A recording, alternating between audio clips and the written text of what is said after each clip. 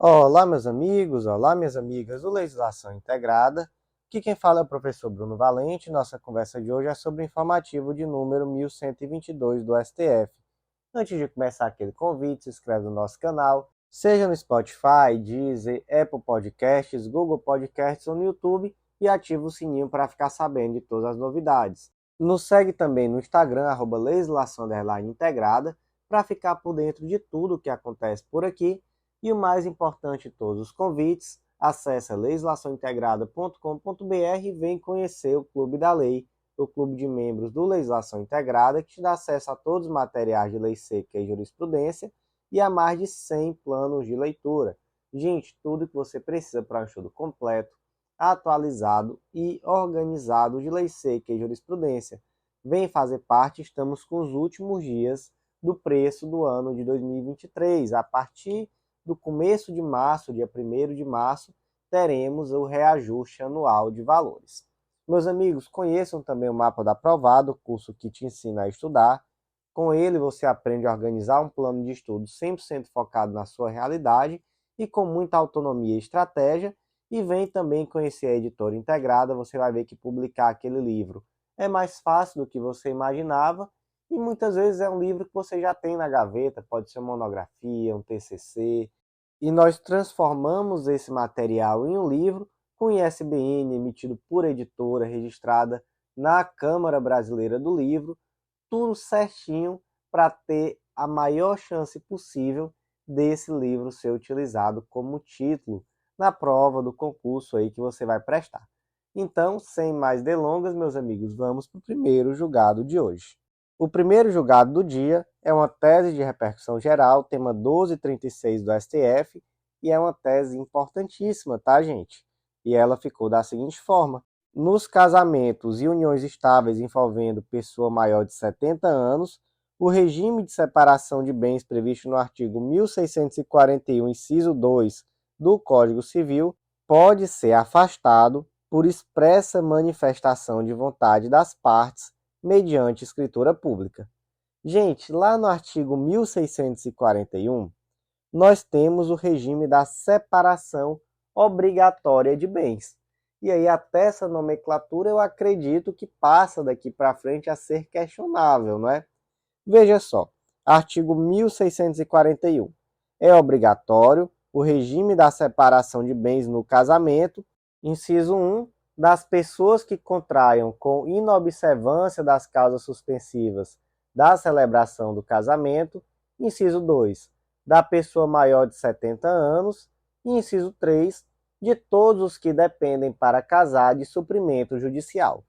Essa tese trata especificamente do inciso 2, da pessoa maior de 70 anos. E aí, até corrigindo aquilo que eu falei no começo, e especificamente falando desse inciso 2, né, penso que agora essa nomenclatura, regime obrigatório, acaba se tornando imprecisa, porque já não é mais uma separação obrigatória, né? Talvez agora seja melhor falar em separação legal de bens, que também já era um termo utilizado até então.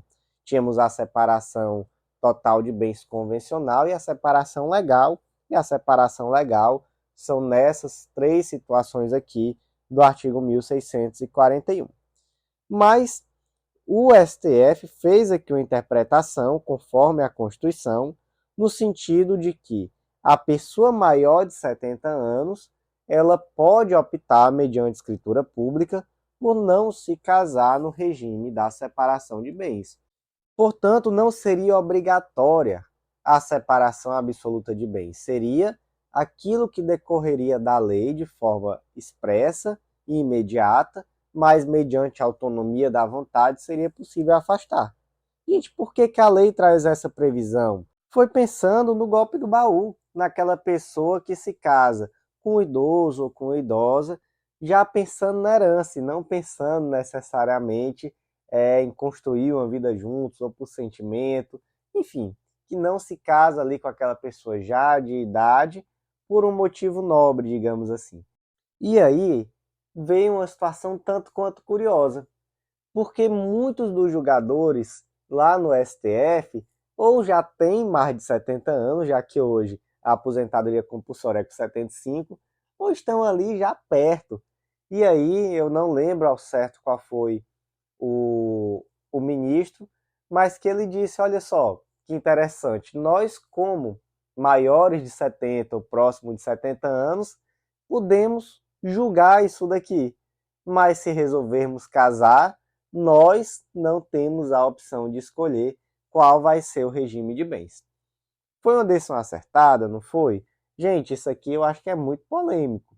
É muito polêmico, mas o fato é que os argumentos foram dignidade da pessoa humana, entendeu-se que ao se trazer essa norma como algo cogente, acaba-se por violar a dignidade daquele idoso ou daquela idosa, entendeu-se também que essa pessoa idosa é plenamente capaz, a não ser, né, óbvio, que tem essa capacidade plena afastada por algum motivo, e que por isso ela tem autonomia da vontade, e aí esse argumento resvala exatamente na questão de garantir a dignidade da pessoa, aquele que é plenamente capaz de escolher aquilo que quer da própria vida.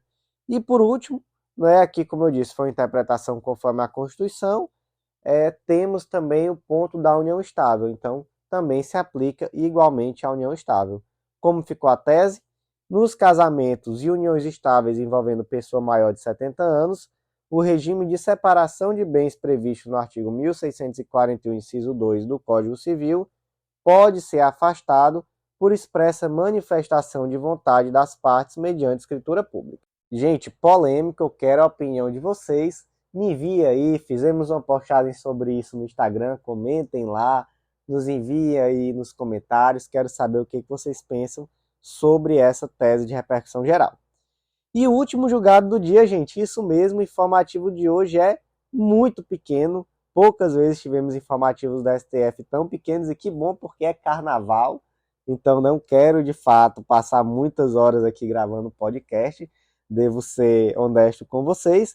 E o último julgado de hoje foi inserido na Constituição Federal, destaque da seguinte forma: é inconstitucional por violar a competência privativa da União para legislar sobre direito penal e material bélico, norma estadual que concede porte de arma de fogo a agente socioeducativo. Vamos lá. O artigo 22 da Constituição Federal traz que compete privativamente à União legislar sobre, inciso 1, direito penal, e inciso 21, material bélico. Certo, acontece que a Lei Complementar número 1017 de 2022, lá do Estado do Espírito Santo, trouxe que os agentes penitenciários e os agentes socioeducativos, tanto ativos quanto inativos, gozarão de prerrogativa de ter porte de arma, tanto de uso permitido quanto de uso restrito. E aí traz lá no parágrafo único do artigo que, entretanto, não é possível portar essa arma na dependência de unidade socioeducativa. Pergunta se essa lei é constitucional? Gente, não é. Como vimos, trata aqui de competência privativa da União. E não só essa lei, tá? Em alguns estados, por exemplo, foram editadas leis conferindo porte de arma a defensores públicos. Mesma lógica, porque aqui tem que haver um tratamento a nível federal. Inclusive, nós temos o Estatuto do Desarmamento, que é a lei federal que traz toda a normatização em termos gerais acerca do tema. Então, de fato, não é possível que uma lei estadual traga o porte de arma de fogo ao agente socioeducativo. E aí, mesmo, né, fazendo essa ressalva, que dentro da unidade socioeducativa ele não pode portar essa arma de fogo, mas não é esse o ponto. O ponto é que, para que o agente socioeducativo tenha porte de arma de fogo, é preciso uma lei federal acerca do tema, que traga isso, inclusive, né, de uma forma uniforme entre os estados da federação. Então, como ficou aqui o destaque, é inconstitucional por violar a competência privativa da União para legislar sobre direito penal e material bélico, norma estadual que concede porte de arma de fogo a agentes socioeducativos. E, meus amigos, por hoje foi isso. Que bom que tiveram piedade de nós nesse carnaval. Não vou nem repetir os convites, porque senão vai ser mais da metade do podcast só fazendo convite a vocês. Mas por hoje foi isso. Aguardo vocês no próximo podcast e bom carnaval a todos.